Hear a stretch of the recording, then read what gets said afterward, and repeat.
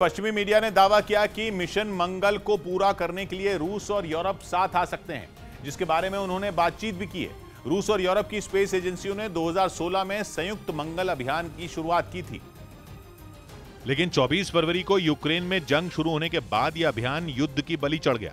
European space agency ने मार्च में बयान जारी किया और रूस के साथ चल रहे मार्स अभियान से हाथ पीछे खींच लिए।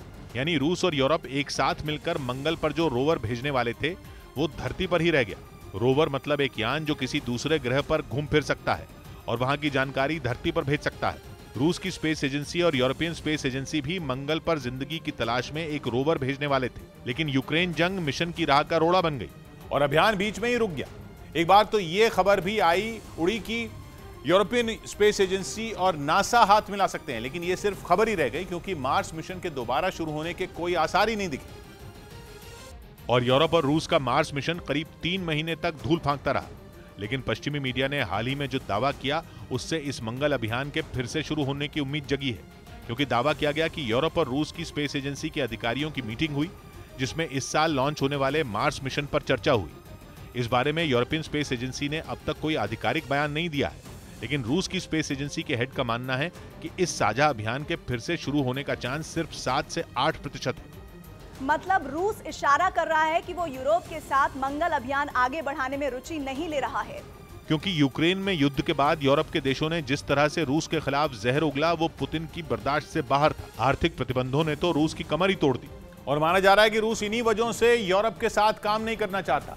इससे पहले मार्च में जब यूरोप ने मार्स मिशन पर रूस से अलग होने की बात कही थी, तब रूस ने भी अपनी अकड़ दिखाई थी और कह दिया था कि रूस अपना अलग मंगल अभियान शुरू करेगा।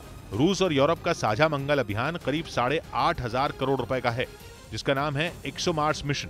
और इस अभियान के तहत इस साल सितंबर के महीने में रोजलिंड फ्रैंकलिन नाम का रोवर मंगल पर भेजा जाना था, लेकिन मौजूदा हालात में यह मुमकिन नहीं लग रहा है। रूस और यूरोप का मंगल पर रोवर भेजने का काम पहले ही देर से चल रहा था, क्योंकि पहले इसकी डेडलाइन 2020 थी, लेकिन कोरोना की वजह से उसे आगे खिसकाना पड़ा और अगली डेडलाइन 2022 की दी गई, लेकिन वो भी पूरी होती नहीं दिख रही।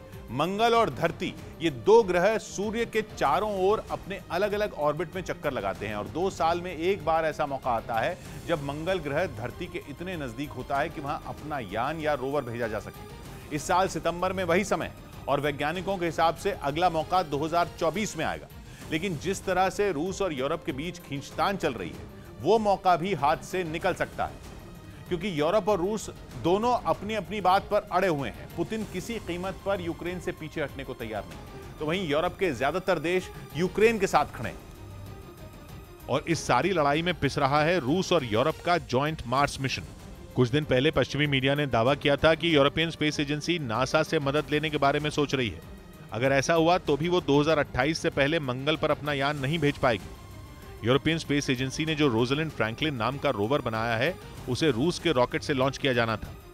मंगल पर पहुंचकर ये वहां की सतह पर ड्रिल यानी खुदाई करता और जिंदगी के संकेत ढूंढता। लेकिन यूरोप का ये सपना अब तक सच नहीं हो पाया है। रूस से रिश्ते टूटने के बाद अब उसे अमेरिकी अंतरिक्ष एजेंसी नासा से उम्मीद है। पश्चिमी मीडिया का कहना है कि नासा यूरोप का साथ देने के लिए तैयार है, लेकिन इसी बीच ये खबर आ गई कि रूस और यूरोप के बीच मार्स मिशन पर बातचीत की विंडो खुली है, जिसके बाद अटकलें लगी कि इस बड़े अभियान को पूरा करने के लिए 2 दुश्मन हाथ मिला सकते हैं।